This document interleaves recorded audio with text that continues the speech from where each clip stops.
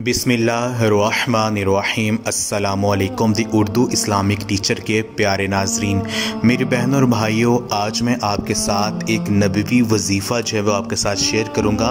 एक ऐसी ख़ास तस्बीह मैं आपको बताऊँगा जो कि हम रोज़ाना करते हैं और इस अमल को बहुत सी मेरी बहनें और भाई भी कर चुके हैं और वो कर रहे हैं और इस अमल को करके वो फैज़याब हो रहे हैं। ये ख़ास तस्बीह हमारे प्यारे आका हज़रत मोहम्मद मुस्तफ़ा सल्लल्लाहु अलैहि वसल्लम की बताई हुई तस्बीह है।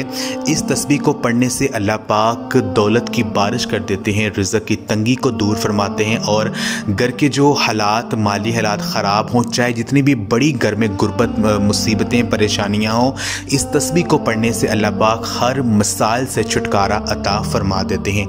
वो तस्बीह क्या है? वो तस्बीह ये है कि अगर आप सुबह फजर की नमाज के बाद, नमाज फजर के बाद सूरज निकलने से पहले ये एक तस्बीह 100 मरतबा सुब्हानल्लाहि व बिहम्दिही सुब्हानल्लाहिल अज़ीम व बिहम्दिही अस्तग़फिरुल्लाह, इस तस्बीह को अगर आप 100 मरतबा रोज़ाना पढ़ने का मामूल बना लेते हैं तो यकीन मानिए ये इतनी ख़ास तस्बीह है। ये तस्बीह फ़रिश्तों की तस्बीह है और इस तस्बीह के ज़रिए जो है वो मखलूक को रोज़ी दी जाती है।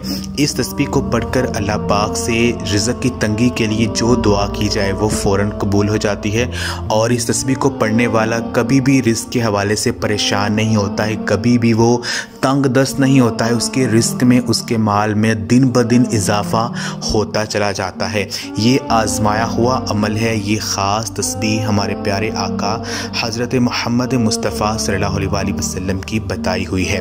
तो ये अमल आप ख़ुद भी करें और इस वीडियो को लाजमी शेयर भी करें। जज़ाकल्लाह।